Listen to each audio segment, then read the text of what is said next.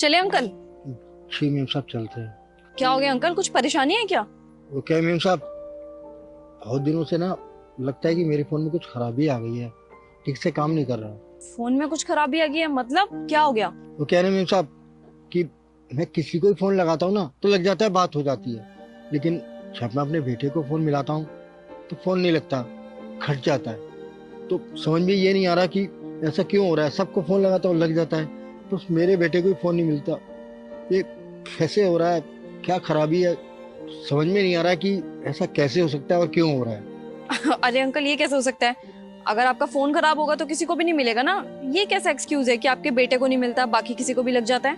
बात तो आपकी ठीक है, लेकिन इसीलिए मैं परेशान हूँ कि ऐसा क्यों हो रहा है कि सबको फोन लग रहा है, मेरे बेटे को नहीं लग रहा।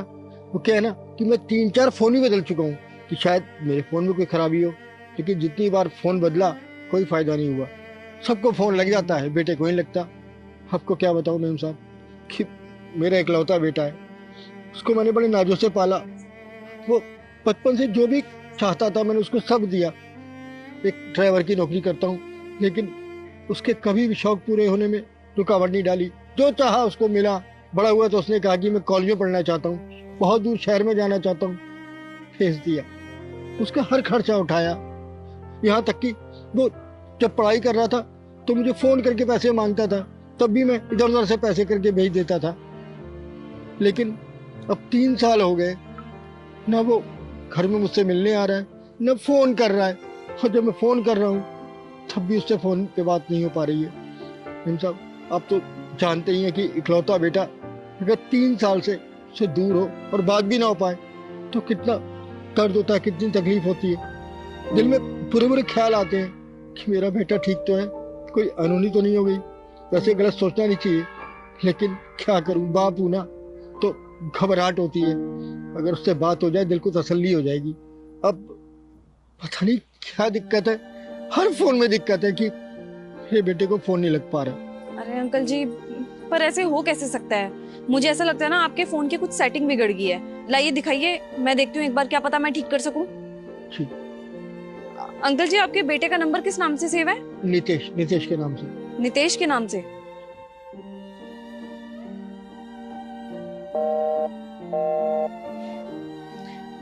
आप तो सही कह रहे हो, आपके फोन से तो लग नहीं रहा। एक बार मैं अपने फोन से ट्राई करती हूँ।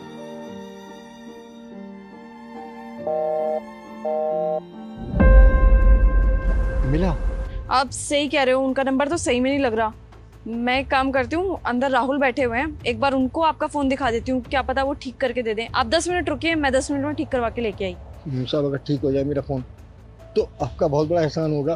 वो क्या है ना कि बाप का दिल है ना, तो एक बार बेटे से बात हो जाए तो खुश हो जाएगा, संतुष्ट हो जाएगा कि मेरा बेटा ठीक है। जी, मैं करवा के लेके आती हूँ।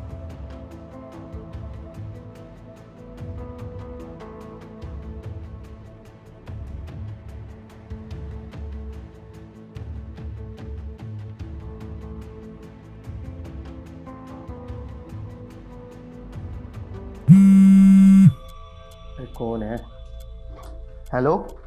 हेलो, नितेश से बात हो रही है? हाँ। आप कौन बोल रहे हो? हाँ, मैं आपकी शुभचिंतक बोल रही हूँ। वो एक्चुअली क्या है ना, अनिल जी आपके पापा हैं, वो हमारे यहाँ पे ड्राइवर का काम करते हैं। तो अभी मैं उनसे मिली ही थी, बहुत ज़्यादा परेशान नजर आ रहे थे, तो मैंने उनसे पूछ ही लिया कि अंकल हुआ क्या है। वो बताना तो नहीं चाहते थे, लेकिन फिर भी उन्होंने मेरे को बहुत सारी बातें बताई कि किस तरीके से उनका फ़ोन 3-4 सालों से खराब पड़ा हुआ है। काफी बार चेंज करके भी देख लिया, पर सेम प्रॉब्लम आ रही है। और प्रॉब्लम पता है क्या है कि वो जब भी कॉल करते हैं अपने बेटे को, उनके बेटे का नंबर कभी भी लगता ही नहीं है, और बाकी दुनिया जहान के नंबर डायल कर लो सबका नंबर लग जाता है। पता है तुम्हारे पापा को क्या लगता है कि उनका फोन खराब है, पर उनको कौन बताएगा कि उनका फोन खराब नहीं है, एक्चुअल में तो उनका बेटा खराब है ना। देखो, मुझे तो सही में कोई मतलब नहीं पड़ता, लेकिन आपकी फैमिली है तो मैं सोच रही थी आपको तो मतलब पड़ना चाहिए ना।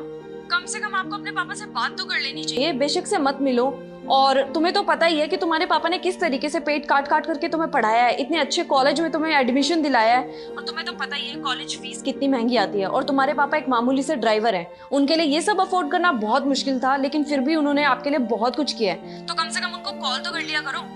और तो और तुमने अपने पापा को अंधेरे में रखा हुआ है कि उनका फोन खराब है। तुमने अपने पापा का नंबर ब्लॉक करते हुए एक बार भी सोचा नहीं? उन बेचारों को ये लग रहा है कि उनका फोन खराब हो चुका है, वो फोन पे फोन चेंज कर रहे हैं, लेकिन उनको एक्चुअल में ये बात कौन बताएगा कि तुमने उनको ब्लॉक करके रखा हुआ है, तुम उनसे बात ही नहीं करना चाहते।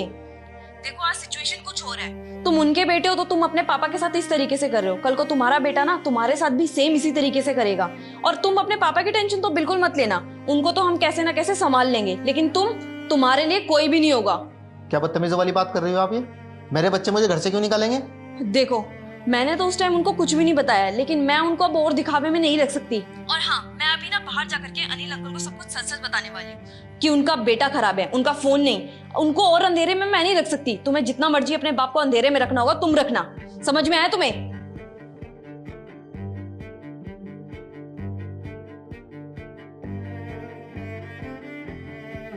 ये लीजिए अंकल आपका फोन। मैंने आपको कहा था ना कि कुछ ना कुछ आपके फोन में सेटिंग गड़बड़ा गई है, और राहुल ने भी यही बताया कि सेटिंग खराब हो गई थी तो उन्होंने वो ठीक कर दिया है। अब आपके बेटे का फोन लग जाएगा।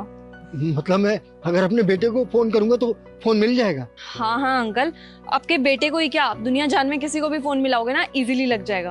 बहुत बहुत धन्यवाद मेम साहब। मेम साहब अब मैं अपने बेटे से फोन पे बात करता हूँ। अरे मेम साहब, ये चमत्कार हो गया, मेरे बेटे का अपना फोन आ गया, मुझे फोन मिलाना ही नहीं पड़ा। ये कैसे हो गया? अरे अंकल अंकल शांत हो जाइए, पहले आप उससे बात करो, ठीक है? और मेरे को मीटिंग में जाना था, मैं निकलती हूँ। ठीक, मैं बात करता हूँ। हेलो, हाँ बेटा, कैसा है तू?